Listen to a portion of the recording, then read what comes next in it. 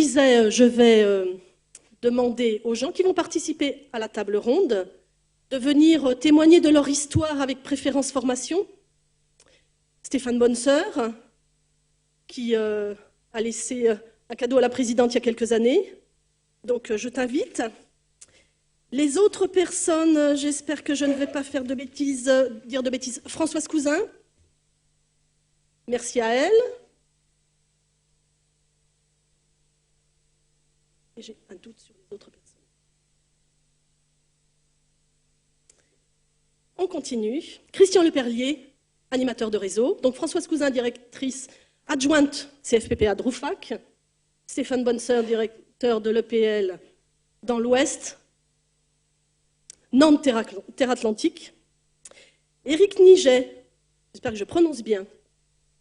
Et voilà, j'avais une chance sur deux. Éric Niget, formateur à Charolles. Véronique Papereux, qui est là, chef du SRFD, avec une longue histoire, préférence formation. Et j'ai fait le tour de la table ronde. Je les remercie de parler de leur histoire avec préférence formation pour les nouveaux et pour les anciens.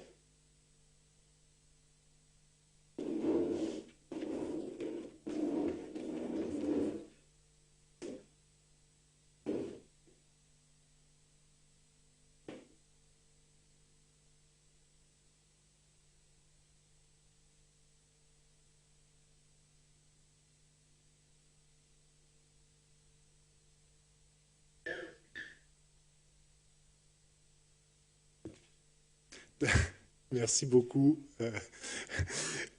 Merci beaucoup à tous les participants à cette table ronde qui ont bien voulu l'animer, discuter.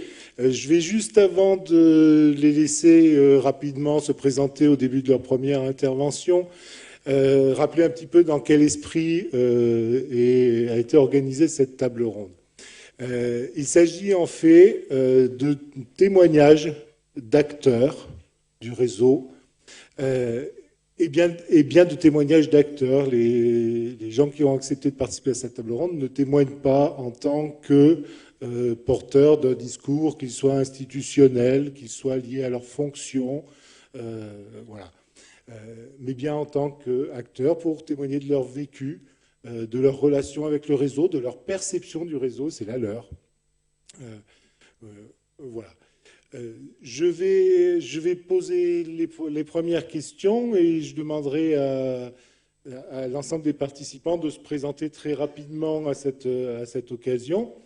Et puis vous verrez que la participation permettra aussi de les présenter très rapidement et de voir pourquoi on les a sollicités pour participer. Alors, je vais peut-être commencer effectivement par Stéphane. Tout le monde connaît Stéphane Bonsoeur, vous connaissez Stéphane Bonsoeur.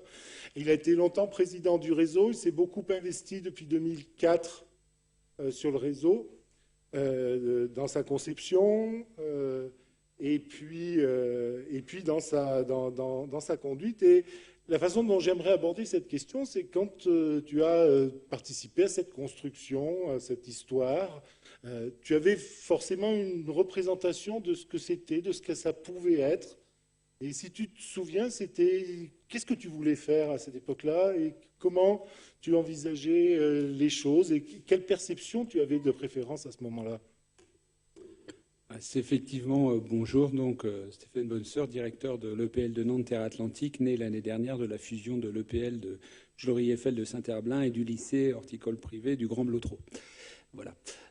Donc, à cette époque-là, je suis nouveau directeur d'EPL, d'un petit EPL perdu dans la forêt auboise, qui s'appelle l'EPL de Crony, qui a disparu pour fusionner avec un autre. La fusion me poursuit. Dans cette logique-là, je viens de terminer 12 ans de direction de CFPPA. Un CFPPA qui s'était développé comme le lichen, la mauvaise herbe entre les pierres des structures préexistantes.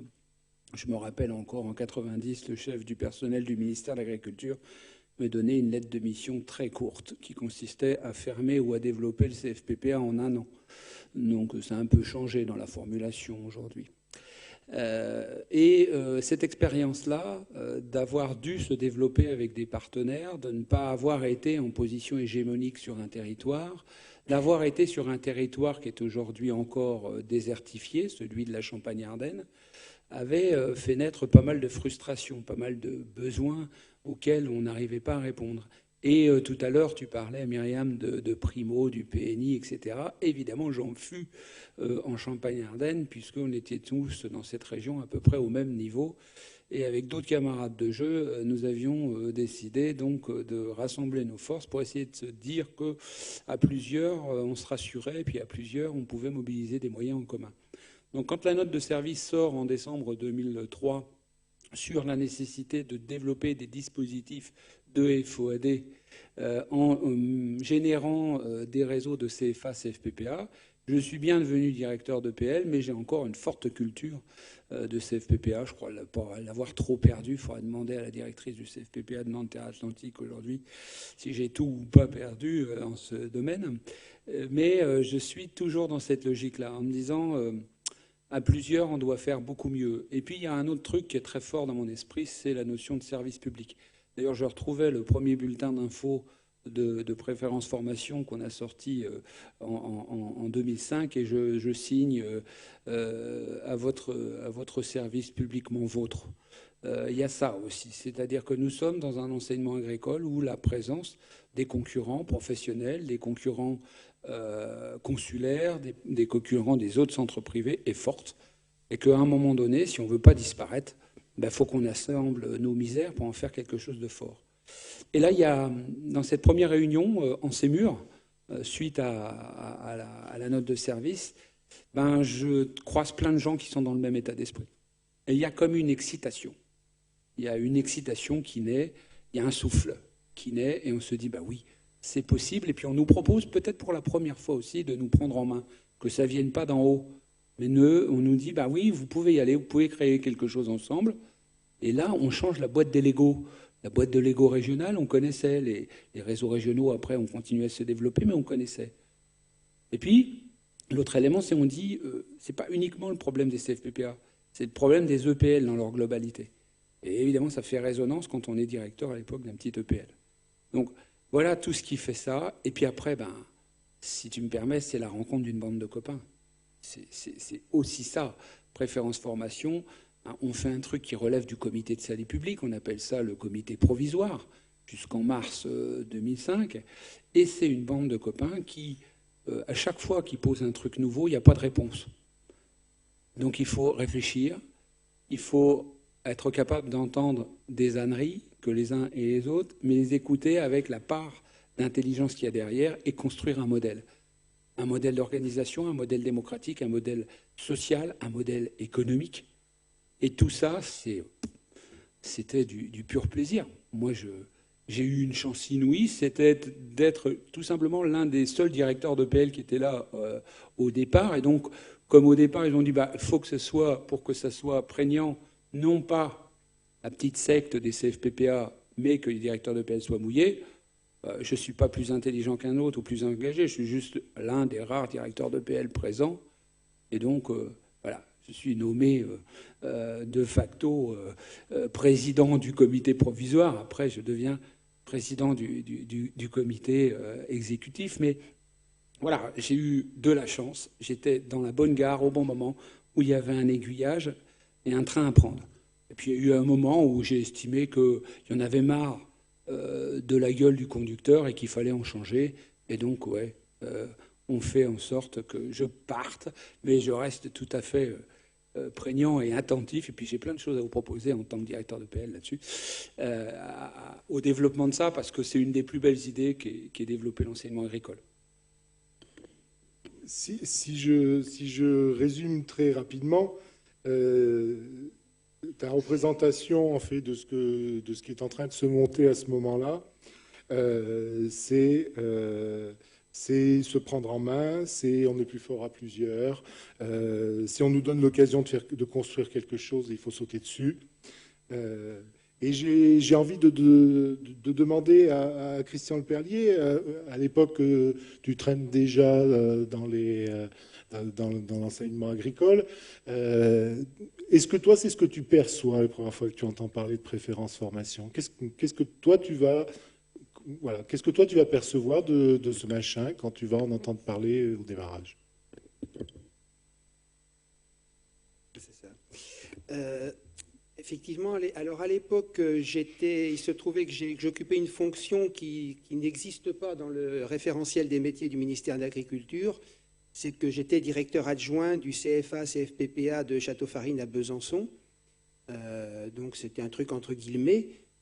Compte tenu de la taille de l'établissement, suite à la suppression du poste de directeur de CFA, on avait demandé au directeur de CFPPA d'occuper la totalité de la direction des deux centres.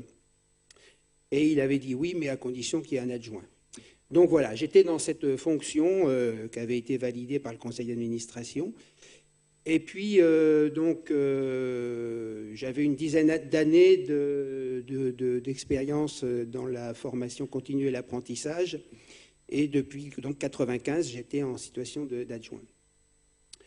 Et bon, moi, préférence formation, ça n'a pas du tout été la même approche pour moi. Au début, je suis venu ici en 2004 à quelque chose où il y avait effectivement de l'agitation et tout. Je n'ai pas forcément tout compris ce qui se passait à l'époque.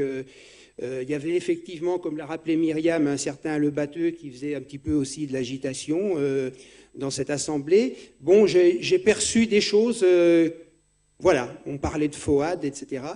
Mais après, vite rentré dans mon établissement, le quotidien nous submergeait à nouveau. Il fallait faire face aux incendies quotidiens dans l'établissement, etc. Et voilà, c'était passé pour moi. Jusqu'à ce que des groupes de travail soient initiés pour parler de la FOAD, pour essayer de mettre en place des référents dans les établissements, pour réceptionner des demandes de FOAD et tout. Donc, comme bien souvent, il y a une opportunité, on se dit, tiens, il y a quelque chose là, il faut peut-être mieux y être, on ne sait jamais, il peut y avoir des pistes d'activité. Par opportunisme un petit peu, on s'était dit, regardons un petit peu ça, et puis on participait à un groupe régional FOAD, et il y avait effectivement une animatrice qui suivait un petit peu ce groupe.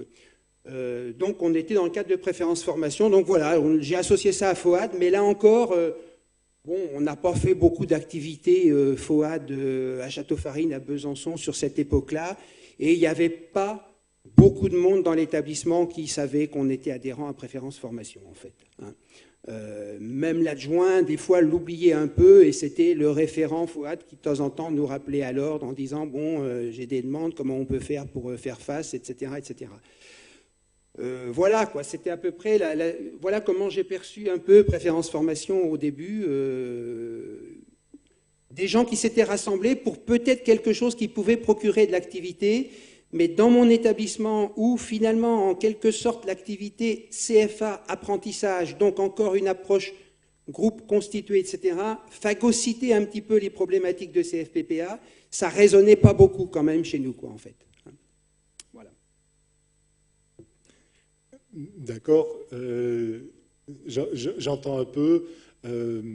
On était ouvert et on voyait bien qu'il se passait quelque chose. Fallait y être. Et puis bon, on y était, mais voilà. Et puis cette idée de FOAD au départ, qui était effectivement le fond de la mission sur la note de service. Et Eric, toi, tu étais déjà formateur à Charolles, je pense. Et comment t'en as entendu parler, toi, de ce machin et qu'est-ce que tu en as? C'est le général de Gaulle qui disait machin, c'est pour ça. Mais il ne parlait pas de préférence formation. Bon, Éric Niguet, donc formateur au CFPPA à Charolles depuis 92. Donc ça commence à faire une paye. Moi, je suis... au CFPPA, j'ai entendu Primo, des choses comme ça. C'est vrai qu'on a toujours eu un peu cette culture-là de travail en commun avec l'expérimentation sur le BPRE au départ, des expérimentations FOAD aussi régionales et interrégionales. Ça va mieux comme ça? Pardon. Et puis démarche qualité également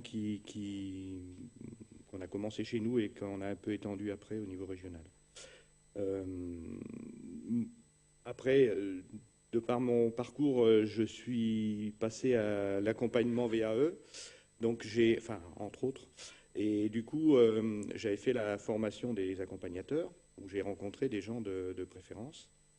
Ensuite est arrivé différents et compétents, et là, ça me semblait être une suite logique de la VAE, de l'accompagnement. Et du coup, j'ai participé aussi au départ. Malheureusement, on n'a pas pu développer ça, quoi. Voilà, donc dans l'histoire, après, on revient sur la formation à distance avec un atelier d'écriture de MPREA auquel j'avais postulé et j'ai été retenu, donc j'ai pu participer.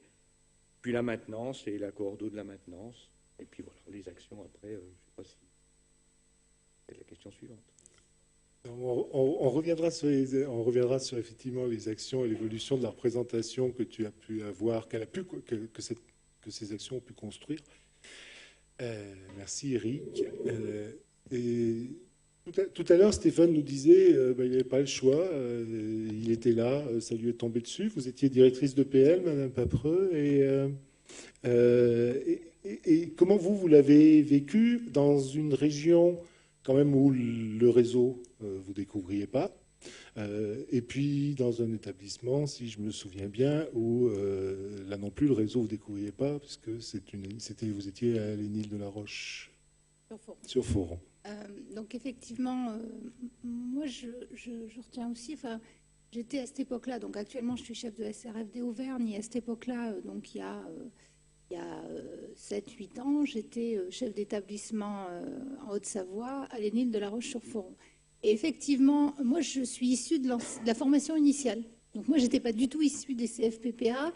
Et ce qui m'a semblé réellement intéressant, donc quand je suis devenue directrice de PL, avec donc effectivement un lien avec le CFPPA qui était effectivement nouveau pour moi, il y a eu deux choses. C'est que les Énils sont quand même déjà intégrés dans un autre réseau qui a aussi sa vie propre et son existence, et qui est lié aussi au fait que c'est de l'agroalimentaire avec une culture historique longue. Malgré cela, il y avait l'articulation aussi avec les réseaux régionaux, comme tu le disais, donc Rhône-Alpes avec des réseaux qui existent, qui sont aussi forts, et où il y a quand même, l'Énil avait à cette époque-là des interrogations sur l'articulation des réseaux, et justement sur la FOAD, puisqu'il y avait à la fois de la FOAD régionale, mais à la fois de la FOAD avec le réseau des Énils. Et donc j'ai eu donc une invitation à préférence où on était acteur, mais sans avoir une forte activité, avec une directrice de CFPPA à cette époque-là, qui elle était issue des réseaux, non pas des Énils, mais bien des réseaux. Nicole Mollard était active dans les réseaux nationaux et dans les réseaux formation CFPPA, mais plus large que l'agroalimentaire. Et c'est vrai qu'en tant que directrice de PL, moi, j'ai vu, moi, je vois vraiment la force que ça peut avoir, tous ces réseaux, en termes d'activité et en termes de collectif. Et au-delà du réseau, moi, ce qui m'a intéressé, ce qui m'intéresse et où j'ai pas de réponse, c'est comment s'articulent les réseaux. Parce que tu l'as dit, ce qui est important, c'est d'être plus fort ensemble. Et ce qui m'a interpellée la première année, alors j'arrive pas, j'essaie de retrouver, c'est pas l'année où tu as été élue, mais ça devait être une année ou deux avant. J'arrive pour découvrir le réseau Préférence, et c'était à Paris, il neigeait, j'ai bien un souvenir, il neigeait, et là, dans les échanges qu'on avait eus, j'ai découvert un réseau qui était quand même dans l'interrogation pour se protéger. C'est-à-dire qu'il y avait des interrogations, c'est comment on fait, parce que quand on est dans Préférence, on ne peut pas être ailleurs. Enfin, j'ai ce souvenir-là, et moi, ça m'a interpellée, parce qu'effectivement, je continue à croire à comment inventer cette articulation de réseau, parce que si on est plus fort ensemble, on ne peut pas refuser l'autre parce qu'il a une différence et qu'il est lui-même dans une autre équipe, quoi. Et dans ce que tu as dit, on est une bande de copains, mais on a quand même une bande de copains qui s'est professionnalisée et donc après qui s'est structurée. Alors, à un moment donné, quand on n'est plus vraiment qu'une bande de copains, il y a cette problématique de confiance Et alors, voilà, c'est à la fois, faut avoir une réponse de professionnel, mais à la fois, faut garder cette confiance. Et quand je suis arrivée la première fois, j'ai dit, ben, finalement, cette confiance, ça n'existe pas vraiment parce qu'on essaie de se mettre des protections. Et 2 ans après, donc je pense que c'était à peu près 2 ans après, quand je suis retournée l'année où tu as été élue, j'ai plus ressenti autant cette protection. C'est-à-dire que le sujet avait l'air d'avoir été évacué. Et donc, moi, j'étais très heureuse d'être invitée aujourd'hui parce que ensuite, dans ma nouvelle fonction, donc plus de chef d'établissement et de chef de SRFD, finalement, enfin, moi, je dois avouer que préférence, j'ai pas du tout de lien. Pas du tout de lien parce que c'est les CFPPA et ils interviendront tout à l'heure dans le cadre du réseau Convergence sur l'Auvergne qui sont acteurs et en tant représentant de l'autorité académique, on n'a pas de lien avec préférence. Mais le sujet des réseaux reste quand même, pour moi en tout cas, l'interrogation sur comment, donc je disais, articuler à la fois la professionnalisation, le fait que d'être ensemble, ça doit nous amener quelque chose de plus, mais sans cette crispation. Parce que moi, ça m'interpelle. Et après, quand même, dans ma nouvelle culture en autorité académique, c'est quand même, nous, quand on est dans une DRAF, c'est la partie réglementaire. C'est est-ce que c'est légal dans l'action des EPL.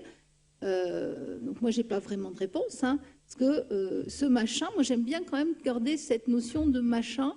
Je crois que la force qu'il y a eu dans ces collectifs-là, c'est qu'à la fois, c'était très souple. Donc, du coup, il faut savoir articuler, enfin, valoriser cette souplesse, mais tout en restant dans le cadre de la loi. Tu parlais du service public, donc c'est quand même ce qu'on doit avoir, mais tout en perdant pas l'âme. Donc effectivement, moi, j'ai pas de réponse, j'ai beaucoup d'interrogations. Et je voulais dire que par rapport à cette culture réseau des Zéniths qui existait, enfin qui existe, dans lequel j'étais, je pense que l'un n'exclut pas l'autre. Mais sauf qu'on est vraiment dans le problème de la confiance et de la taille après. Voilà. Mais en tout cas, et ce que je veux retenir dans tous les propos liminaires que tu as eus, c'était les valeurs. Je crois quand même que globalement, si on est tous et si tout le monde fait l'effort de venir dans les assemblées générales, c'est qu'on porte les valeurs au-delà de l'enseignement agricole de ces collectifs-là.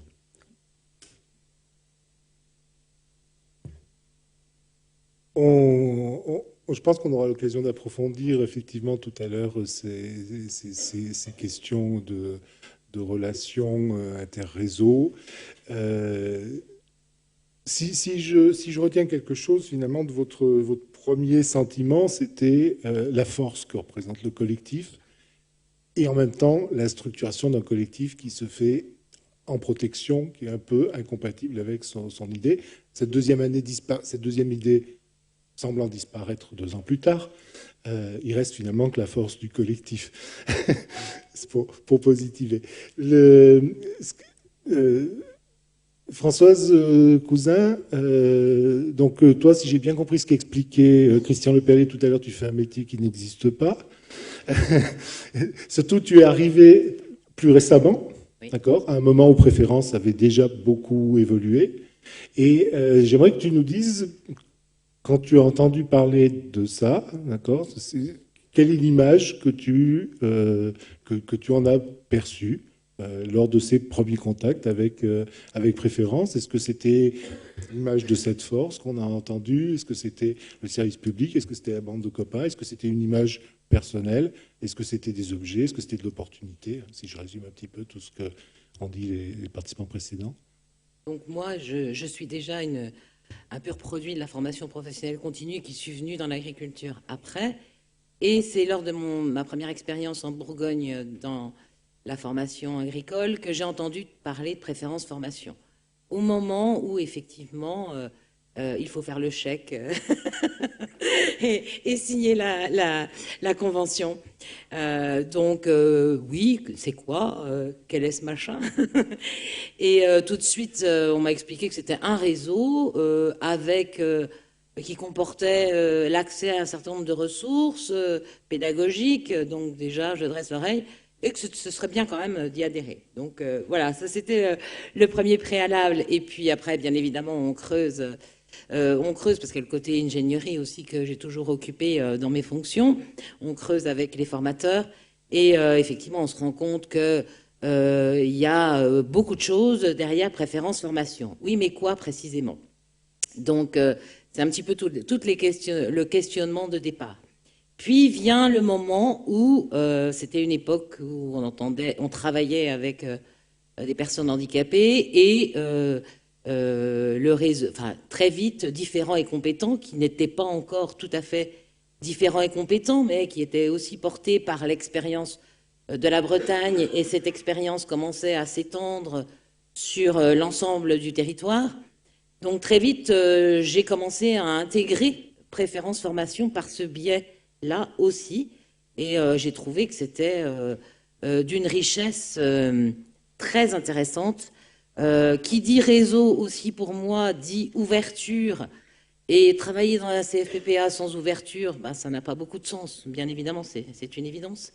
Et qui dit, comme vous l'avez dit, hein, tout seul, on va peut-être un peu plus vite, mais on va pas très loin. Donc, j'ai toujours été forcément persuadée de tous ces principes. Et puis, me voilà basculée en Alsace, sur un poste un peu plus stable. Évidemment, les premiers temps, on se consacre pleinement à ces nouvelles fonctions. Voilà, il faut s'intégrer à tout, à la culture, à un ensemble de choses. Donc là, préférence formation, oui, je regarde de plus près.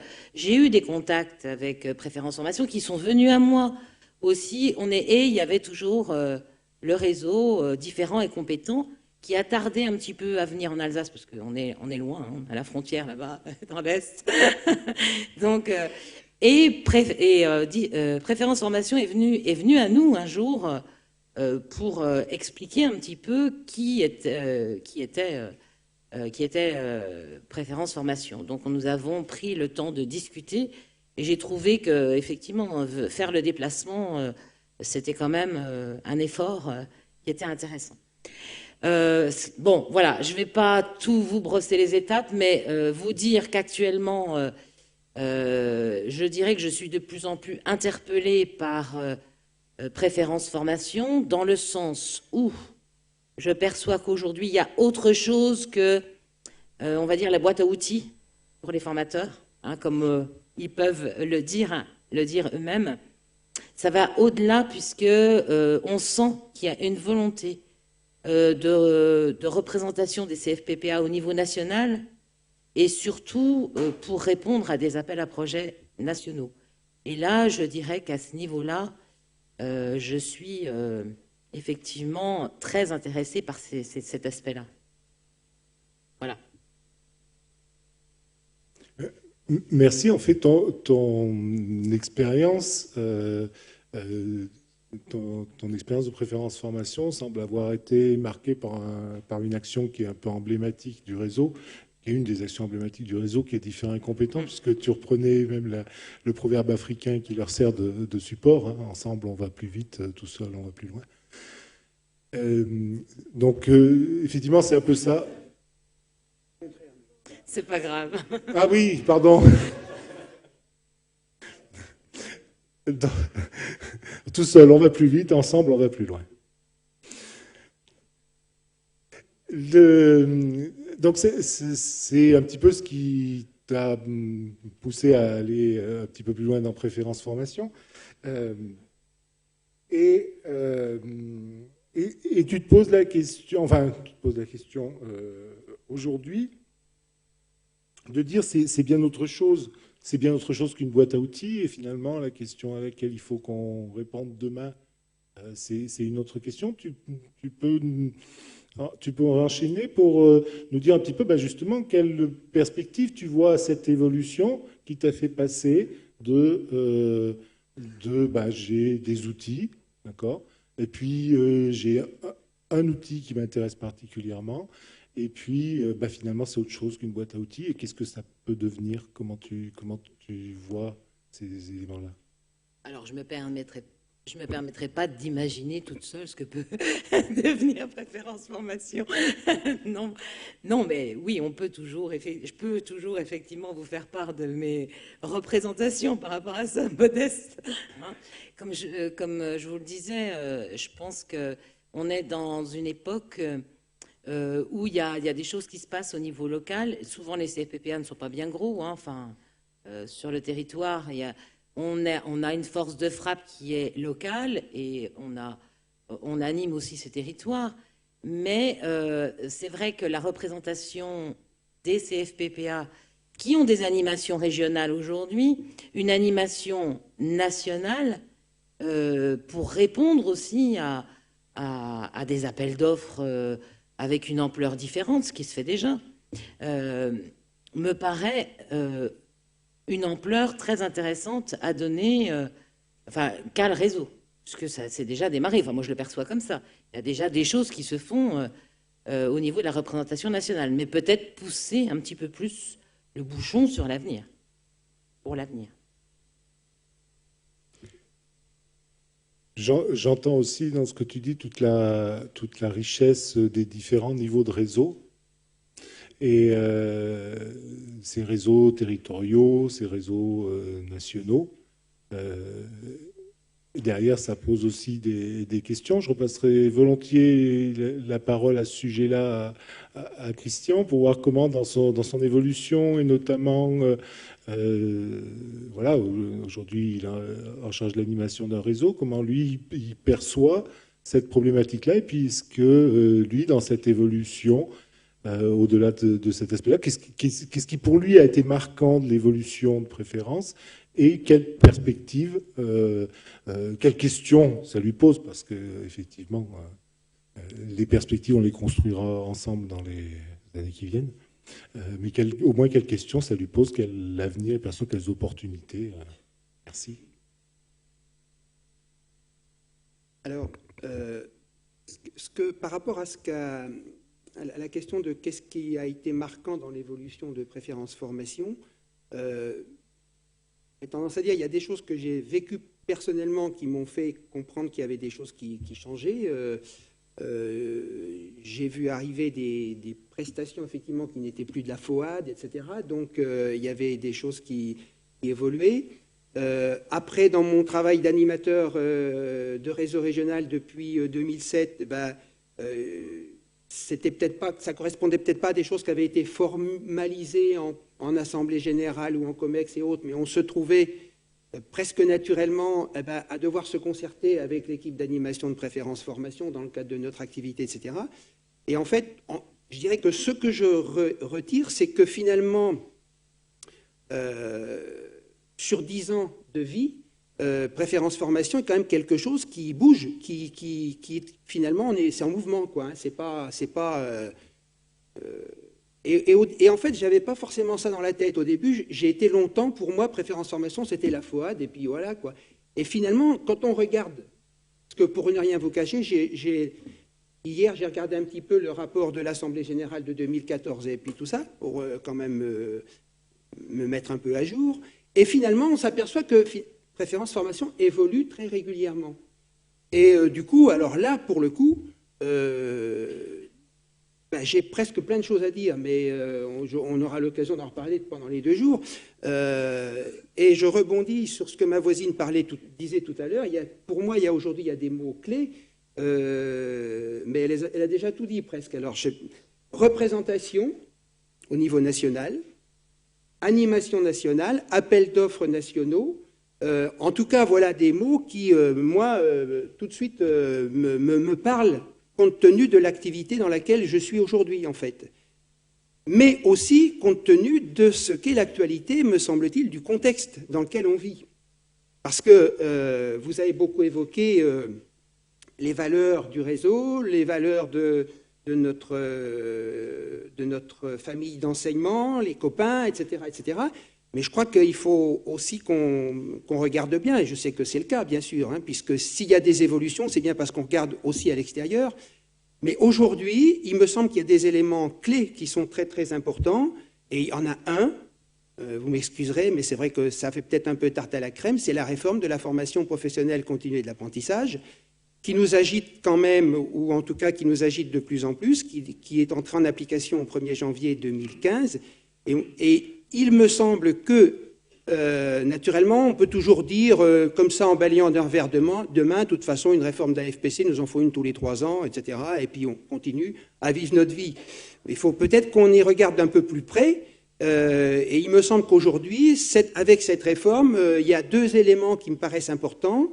C'est que les branches professionnelles peuvent réinvestir très largement le champ de la formation professionnelle continue, dans la mesure où aujourd'hui, avec 2 outils que sont le socle de connaissances et de compétences professionnelles et les CQP, à la limite, une profession peut faire l'équivalent de ce qu'on fait avec nos BPA et nos BP, sans passer par le ministère, ses autorités académiques et autres. Ça, c'est un premier point. Le deuxième point, c'est que notre activité de CFPPA aujourd'hui, peut-être, me semble-t-il, on a définitivement quitté la période, je dirais, des subventions, où on concevait des projets, on concevait des produits, puis après on essayait d'aller trouver des financements, des subventions pour les faire vivre, et on est rentré dans l'ère de l'appel d'offres, hein, la formation continue, les marchés publics, on est en plein dedans. Et effectivement, la réforme de la formation professionnelle plus cette évolution-là fait qu'aujourd'hui, en tout cas on le voit, de plus en plus, on a des appels d'offres qui arrivent. Il faut répondre en 3 semaines. Donc, ensemble, on va plus loin. Ben ouais, mais il faudrait presque qu'on arrive à faire le ensemble, on va aussi plus vite, quoi, maintenant. Et donc, il faut faire vite. Et surtout, des appels d'offres qui ont ou un caractère régional qui nous oblige à mailler le territoire régional, donc là, la dynamique réseau régional est complètement sollicitée, mais aussi des appels d'offres nationaux dans lesquels on nous demande de mailler le territoire national. Et là, c'est là où c'est compliqué. On en a eu 2 ou 3 exemples dans l'année qui se termine. Hein. On a eu l'appel d'offres pour le Conseil en évolution professionnelle, on a eu un appel d'offres FAFSEA sur, comment ça s'appelle déjà, emploi-formation, là. Il y a eu le dernier, effectivement, qui date d'il y a 15 jours sur le FAFSEA, autour de l'élagage, etc. Et là, on est quand même un peu, des fois, gêné aux entournures parce qu'on n'est pas vraiment opérationnel. Et du coup, je termine pour ne pas être trop long, ça me fait penser à un autre élément de contexte, c'est qu'effectivement, on parle de notre réseau, mais clairement, notre concurrence, elle fonctionne aussi en réseau, pas forcément avec les mêmes valeurs, pas forcément avec la même organisation, pas forcément avec la même façon de se fédérer, mais avec une efficacité qui, aujourd'hui, est quand même peut-être un peu plus redoutable que la nôtre. Parce que c'est effectivement, c'est très descendant, alors il ne faut peut-être pas vouloir copier, mais il faut qu'on puisse être rapide, quoi, aujourd'hui. Voilà. Merci pour ce témoignage et je pense que Stéphane, tu peux répondre sans que je pose de questions ou rebondir sans que je pose de questions. Voilà, merci de ce témoignage. Et puis nous dire aussi, pour toi, les enjeux aujourd'hui, est-ce qu'ils sont là aussi ou Oui, merci de me rendre la parole en tant qu'ancien combattant. Moi, il y a plusieurs choses qui m'ont interpellé. La notion de repli du réseau. De l'intérieur, on ne l'a pas vécu. On a simplement vécu, à un moment donné, la nécessité, comme les gens payaient une cotisation, qu'ils aient la sensation d'avoir quelque chose en retour, avant qu'on parte vers l'extérieur.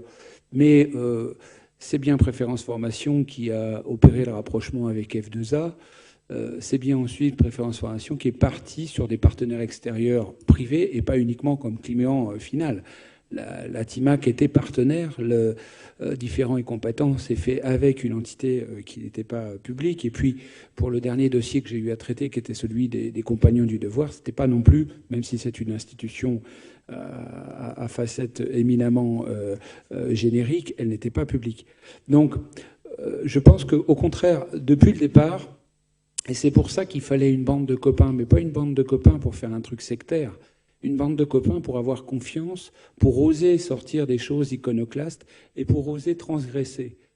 Le Préférence Formation est une organisation transgressive et j'espère qu'elle continuera, évidemment dans un cadre, celui de l'action publique, celui du développement. Mais moi, je me rappelle d'une inspecteur du ministère de l'Agriculture qui s'appelait Geneviève Fernier et qui disait, pour faire fonctionner un EPL et une ligne rouge, il faut mettre un pied dedans, un pied dehors. Si vous mettez les 2 pieds dedans, vous êtes en totale sécurité, mais vous êtes mort. Si vous mettez les 2 pieds dehors, vous êtes mort aussi. Préférence Formation s'est appliqué à lui-même, je crois, collectivement, sans qu'on se le dise, cette réalité. Et je crois que c'était la culture de l'ouverture. Et la culture de l'ouverture a été nécessaire parce que on a tous senti qu'on n'était plus déjà en rente de situation. Et beaucoup d'entre nous, dans les gens qui étaient dans les CFPPA ou dans les EPL, avaient déjà pigé que la logique de la subvention que tu évoquais était déjà morte au début des années 2000. Et en tous les cas, que ça allait devenir de plus en plus prégnant. Et je corrobore le bilan et l'analyse de la situation actuelle que tu décris. Et ça, on avait déjà pigé qu'on n'était plus dans une rente et qu'il fallait qu'on se débrouille, qu'il fallait que ce soit quelque chose qui soit autre chose que la boîte à outils des dispositifs de FOAD. On est très rapidement d'ailleurs sorti de ça. On est très rapidement sorti du cadre de la note de service de décembre 2003 et on l'a fait parce qu'on a osé. On s'est posé un tas de questions. Il fallait y aller, il ne fallait pas y aller. Il fallait aller avec tel partenaire. Il fallait travailler avec des partenaires privés ou pas. C'était des bonnes questions. Et souvent, la plupart du temps, je ne pense pas qu'on y ait répondu par la défensive, on y a répondu par l'ouverture. Et quand je vois ce qui se passe aujourd'hui, quand je vois les dossiers, quand je lis avec avidité l'info Préférence Formation, eh bien, je vois que c'est toujours à l'ordre du jour, que ça continue. Et moi, je peux reprendre ce que vient de dire Christian ou ce que viennent dire les autres intervenants, mais je vais même aller plus loin, peut-être. Je vais vous dire que moi, à chaque fois que j'allais au comité de pilotage ou que j'avais une discussion avec les animateurs, ça m'arrivait souvent, je reposais le téléphone ou je terminais la réunion avec l'impression d'avoir pris un énorme bol d'air, avec l'impression d'avoir eu une journée de souffle nouveau dans ma vie professionnelle. Et pourtant, quand on arrivait le matin, on avait fait des kilomètres, on était un peu cuit, etc. Et à la fin de la journée, ça faisait un bien fou. Et ben, je pense que, vu de Nantes aujourd'hui, je pense même qu'il faut poser le souffle encore plus loin. C'est-à-dire qu'il y a des appels d'offres, et moi je suis le support d'une association qui s'appelle France Européa et qui développe de la mobilité. J'ai vu, et j'aurais des questions posées par rapport au programme Caméra. Hein. D'ailleurs, c'est marrant puisque le dernier programme de France Européa s'appelle Camélia. Hein. Il y a comme une petite aire de cousinage. Eh bien, je pense qu'il faut aussi aller là, parce que là, sur les programmes européens éducatifs, on est trop peu présent. Il y a du professionnalisme à acquérir, mais il y a aussi des réserves de développement pour les CFA, les CFPPA, et des réponses aussi pour la formation initiale. Parce qu'il ne faut pas oublier que ce n'était pas qu'un effet de style, que ce soit les EPL qui soient adhérents. C'est que nous avions considéré que dès le départ, Préférence Formation dépassait la seule activité des CFPPA et s'inscrivait dans une démarche plus globale qui était celle du développement de la qualité, du développement de la réponse individualisée en formation et en même temps de réussir à faire tout ça dans un équilibre économique qui soit garanti. Donc je crois que c'est toujours ça à l'ordre du jour dans les projets qui vous animent. Et ben, je vous dis, le souffle du large, il va même, à mon sens, au-delà des frontières nationales. Alors effectivement, ce que j'entends, c'est préférence bouge. Ce qui caractérise aujourd'hui, c'est qu'il bouge. Il peut bouger des fois dans quelque chose qui peut paraître comme un désordre. Il faut qu'il continue qu'il bouge, d'une part pour s'adapter à la réalité, pour que chacun puisse prendre en compte le contexte qui évolue, et pour que chacun puisse garder du souffle pour du développement à venir et les yeux ouverts. Donc, ce qui devrait enclencher un mouvement perpétuel, qui est peut-être une caractéristique de tout ce qui est réseau. Et puis j'entends aussi, notamment tout à l'heure dans ce que disait Christian, j'entends aussi que on ressent aussi par moments des besoins d'organisation, des questions qui tournent autour de la réactivité. On l'a vraiment vécu très très fortement cette année. Et des questions de cohérence. Et effectivement, tout le monde aujourd'hui a pris conscience que Préférence Formation bouge, que Préférence Formation a un potentiel important. Mais il y a aussi tout ce questionnement autour de la structure, la relation instituée, je dirais, avec son environnement. J'ai envie de vous relancer un peu là-dessus, Madame Papreux, puisqu'on en avait un tout petit peu discuté en préparation, de voir comment ces questionnements font résonance par rapport à Préférence Formation, mais aussi par rapport au regard que vous pouvez porter sur les réseaux de façon générale. Je trouve que c'est toute l'ambiguïté de cette notion de réseau, c'est-à-dire qu'on le voit bien, c'est qu'à la fois il faut être réactif, il faut y trouver du sens. Alors effectivement, je trouvais intéressant le fait d'être lisible. C'est un plus, cette construction que finalement il y a une remise en question perpétuelle du réseau, donc c'est une richesse. Moi, j'ai pas de réponse. J'ai pas de réponse parce que soit c'est l'institution et alors on risque de se fermer. Hein, ce que tu disais, c'est que être le pied dedans et un peu le pied dehors. Alors l'autorité académique, elle va difficilement dire qu'on peut mettre le pied dehors, hein, mais finalement notre richesse, c'est cette réactivité. Mais à la fois, ce que tu disais, il faut quand même des fois aller plus vite aussi. Alors, on tourne toujours autour de cette ambiguïté. La partie réglementaire, en tout cas, on se doit de rester dans un cadre qui est quand même fixé par la loi et qui est le nôtre. Donc, moi, je porte quand même tout le temps ce message malgré tout. Mais, bah oui, c'est normal. Mais quand même, quelque part... notre grande force, c'est la remise en cause perpétuelle. Je pense quand même qu'il y a quelque chose autour... Tu l'as dit tout à l'heure, tu étais peut-être au départ le seul directeur de PL. Moi, je crois qu'il y a quand même... Oui, enfin, il y en avait 2, 3. Mais c'est vrai que la difficulté, en tout cas que j'ai eue, moi, en tant que directeur de PL, c'est que j'étais finalement issue surtout de la formation initiale.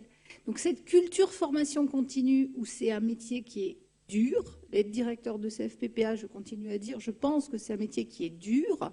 Et tout à l'heure, je parlais de professionnalisation. C'est-à-dire que je trouve que c'est un métier très technique. Ça bouge tout le temps, c'est très pointu, il y a des appels d'offres, donc il faut des gens qui savent faire.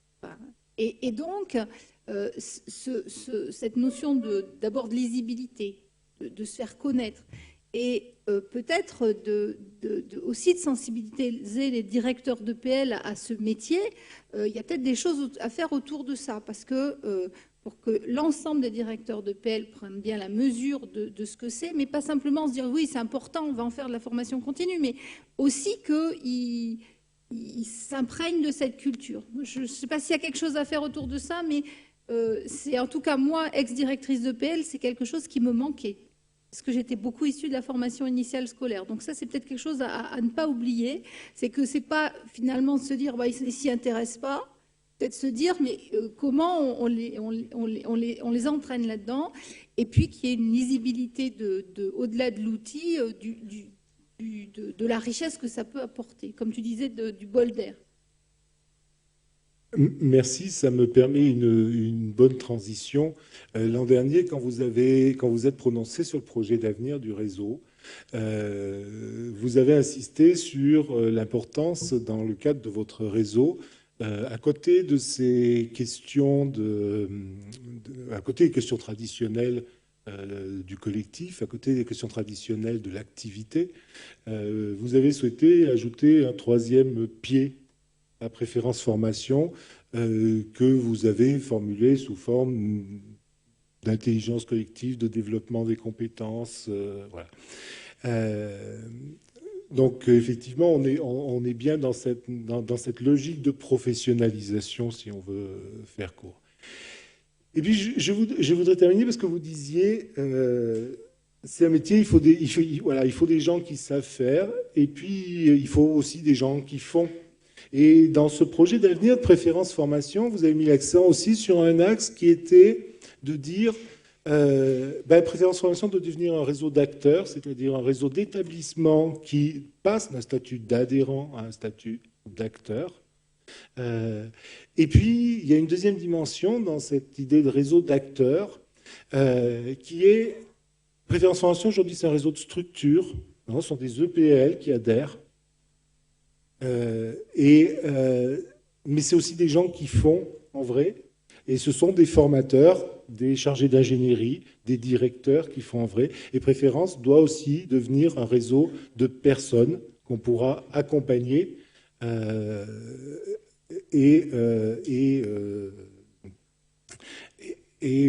accompagner dans la progression, dans la gestion de leur centre, dans le développement de l'activité et de notre métier.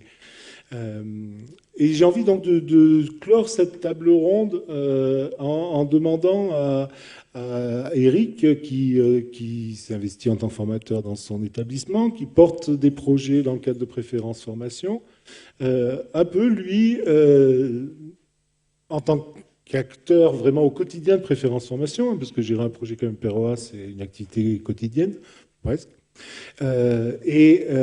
Comment lui perçoit les questions, les enjeux, les pistes ou les doutes qu'il peut avoir en tant qu'acteur sur l'avenir, sur l'évolution, pas sur l'avenir, sur l'évolution de Préférence Formation. Par rapport à ta question sur le fait du passage du rôle d'adhérent au rôle d'acteur, enfin de la position d'adhérent à la position d'acteur, c'est vrai que je souscris totalement.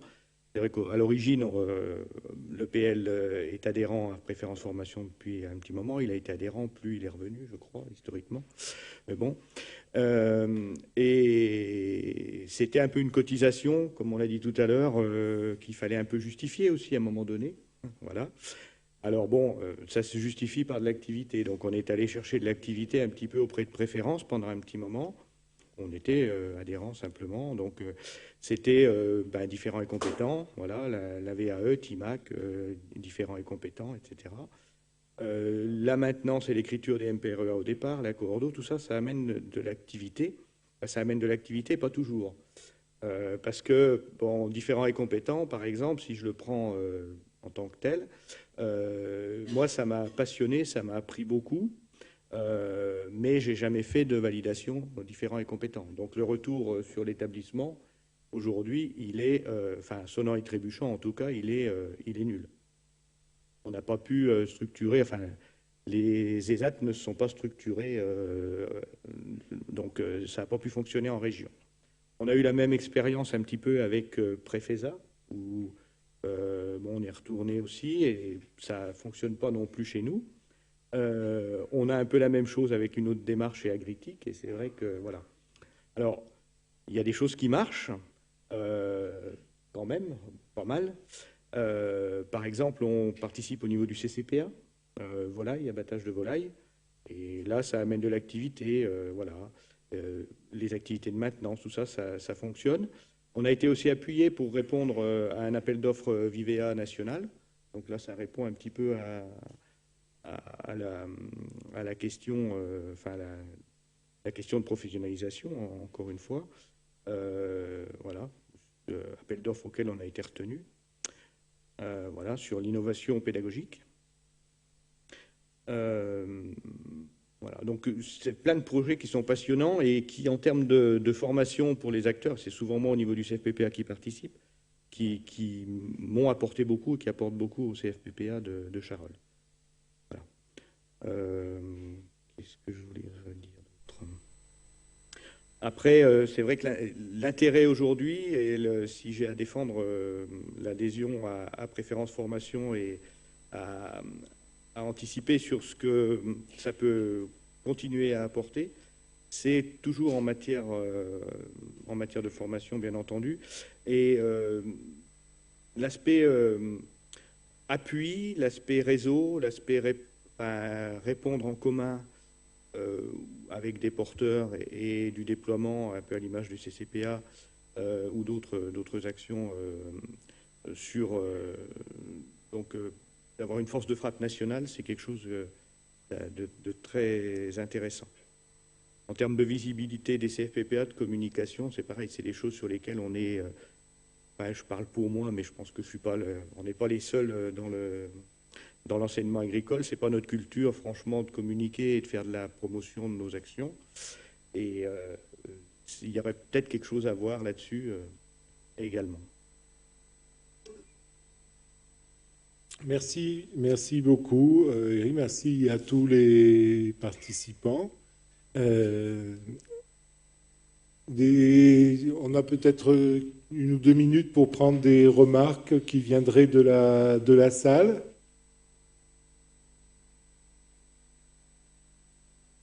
Très bien. Donc vous pourrez aussi revenir sur ces questions-là dans les espaces d'échange qui vous seront donnés tout au long des 2 jours. Eric a évoqué un projet particulier de préférence formation, une action particulière de préférence formation qui est Préfesa. Et il nous a dit, effectivement, ça n'a pas débouché sur grand-chose. Oui, c'est ce que j'allais dire. Pas chez vous. Je remercie les participants à cette table ronde.